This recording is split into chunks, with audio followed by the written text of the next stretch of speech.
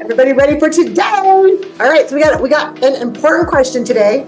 This is one of the questions that came in, and it is, what is better for you, cardio or strength training? So as you know, we've got our head nutrition coach on here, Madeline, and also our regional manager, Chelsea. But Chelsea is also the gym manager, so she's in charge of all of the gyms. So we're going to let Chelsea take this over first and give us her thoughts on this and what she thinks people should be focusing on. All right, to start out, we've kind of labeled Soraya the energy, Madeline the experience, and I'm the educator. All right, so there you go. Let's get into it. All right, okay. So first I'm going to start off with a quote from Dr. Gabrielle Lyon. I love this one. Exercise is our body's birthright. As humans, we're designed for physical movement. And I just thought that was great because a lot of times we treat exercise as an activity and not as something that like it's a requirement, like we need to be doing this. So it's really important. So the two things that we are going to be discussing is endurance training, also known as cardio, and strength training. So the goal and purpose of strength training is to build muscle, maintain muscle. The purpose of cardio, a lot of people use it as a way to support a calorie deficit and then also support just overall good heart health. So some of the biggest concerns I think when people go into training probably is, what are we supposed to do? How often are we supposed to do it? And so I just kind of wanted to touch on those things a little bit. So as you're just getting started, you're probably going to do it 2 to 3 times per week. If you're resistance training, up to 150 minutes. You go to your moderate level. Okay, let's increase it to 3 to 4. And then once you're advanced, we're doing it 5 to 6 days per week. Anyone else want to interject right now? No, you're good. All right. So main thing that comes out of weight training versus cardio, like we mentioned, cardio is going to help you with burning more calories. So if you're someone that you're like, I don't want to cut all my food out, then you start doing a little bit more cardio. Okay, it gives you the opportunity to make that choice of how you're going to reach that goal. With weight training, I think the biggest factor is why we're so passionate about weight training is what it does for your body in the long run. As you lose weight, you do lower your total calories that your body burns. But if you start weight training and you build muscle, you actually increase that calorie burn. So you're winning at the end of the day as you build more muscle. So in the end all be all with all of this, what I really look at is we want to be getting the most nutrition for our body. But one of the biggest factors is as we're in a calorie deficit, we actually aren't able to eat as much as we need to. And also,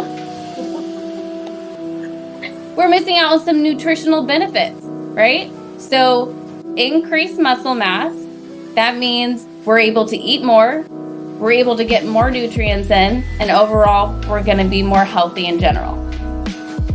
I like that.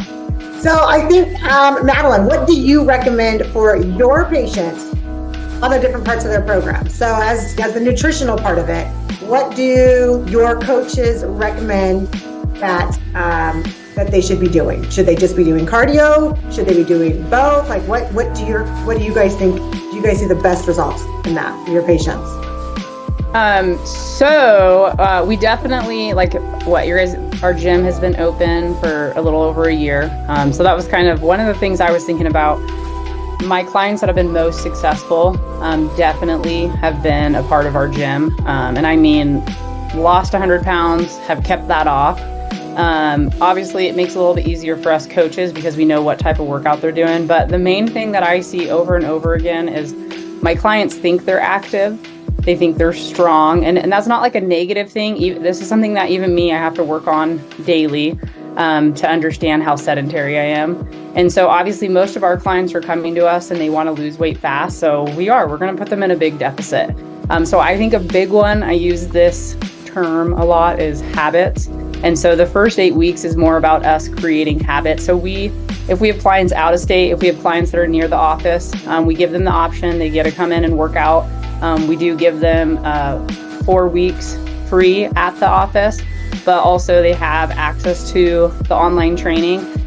Some of them use it, some of them don't. And so I just kind of hit it on, this is your time to create habits, because we were in a big deficit. So I really hit more with them on getting in that 30 minutes of a walk at a certain time of a day, because then that's going to kind of complement when we start working in the reverse diet. So they're going to start increasing their calories. And that's even been like a really important habit for me is waking up at 5:30. There's some days where I don't get my lift in just because I'll waste my time in the morning.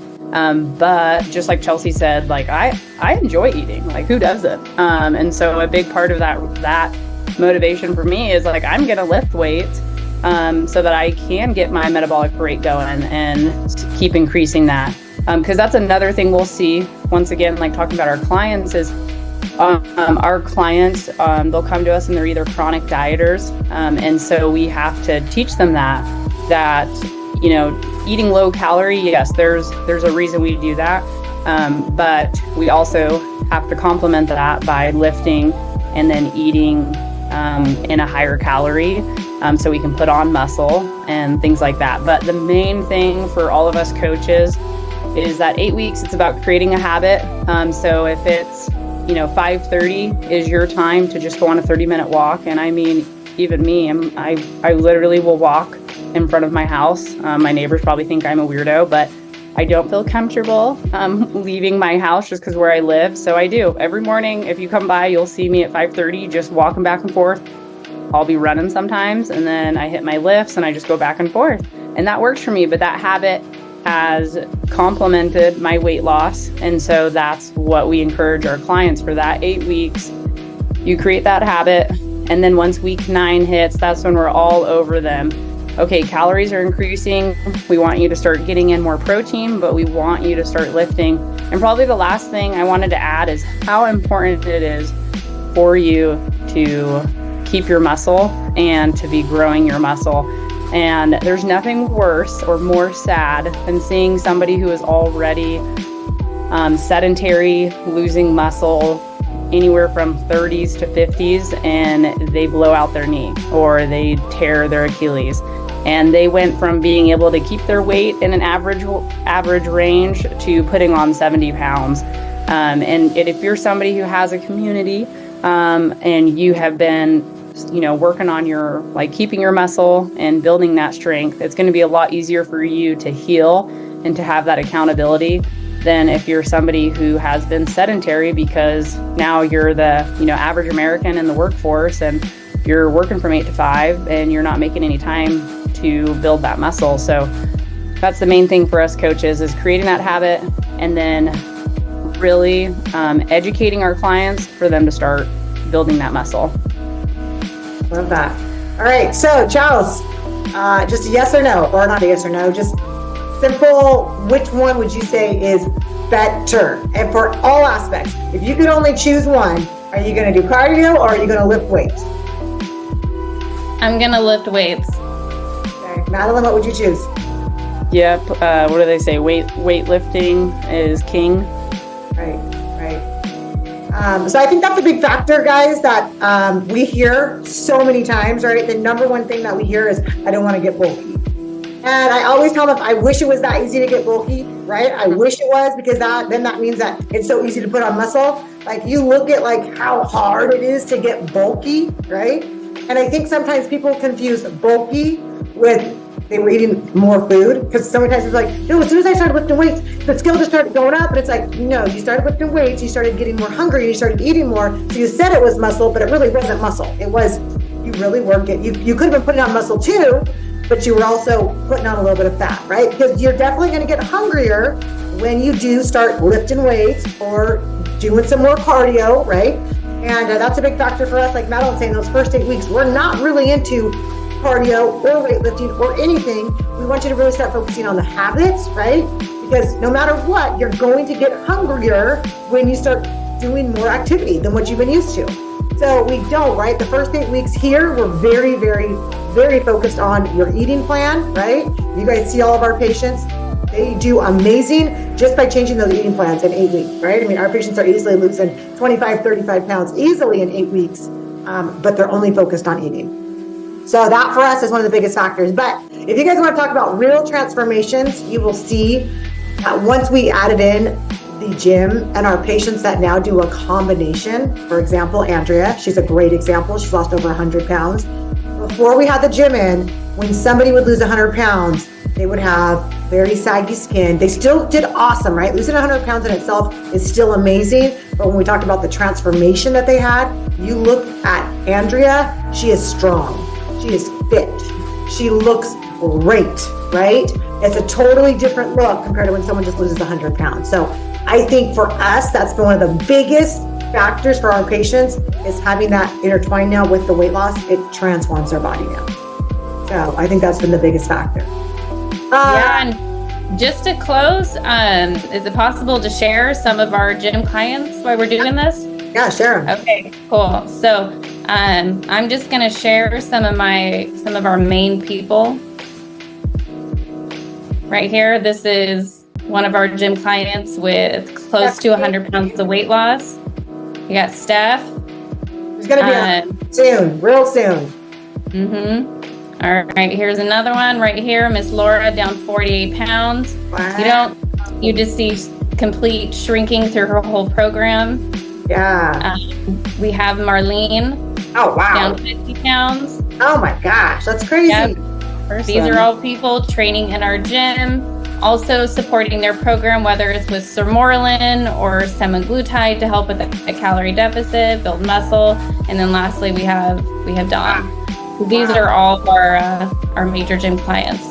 I've combined our nutrition program and our gym together. Right, and that's what I mean. I mean, like when you see those weight loss, right? That's not just weight loss now. Like their body is transforming, right? Their body looks great.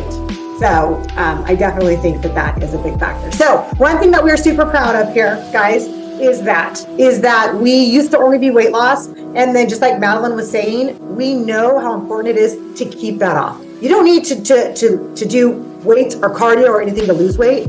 But if we're going to talk about how can we make sure this doesn't come back, having those standards in your life, having those habits now towards what you do, right? And especially here, we're so big on community because I'm telling you guys right now, we started that because I personally hated going to the gym, hated it. And so now I know when you're here at RCMC and you're doing it, you will not feel any type of way. I'll tell you that right now. There's going to be people that are bigger than you, people that are fitter than you, people that are anything you can imagine is going to be inside that gym at RCMC. But then on top of that, if you can't make it in, we have our head trainer now, which we're super excited about. He's setting you up either an at-home workout or a gym workout. And he's checking in with you every single week to make sure, hey, do we need to make changes? How'd you do last week, right? So that's one thing that we're the most proud of here because we believe in all of it. But it's got to be something to where it's combined, right? Because if you think right now, I'm just going to go to the gym and lose weight, you can go to the gym and you're going to see nobody's losing weight there, right? So that's our goal here is to really teach those habits and standards. And you heard it from Chelsea and Madeline. The most important thing, guys, is lifting weights. Get to the freaking gym and lift some heavy weight. Don't lift up your 2-pounders, right? Like you want it to be heavy, right? So let's end with that, Chelsea. What should most people be lifting? Like what would be a good range or a good goal set for them? I think as you're getting started, if you're just working out at home, working in an 8 to 12 rep range, maybe 3 to 4 sets, pick 3 to 4 major body movements, and that's a good starting point. 20, 30 minutes and you're good to go.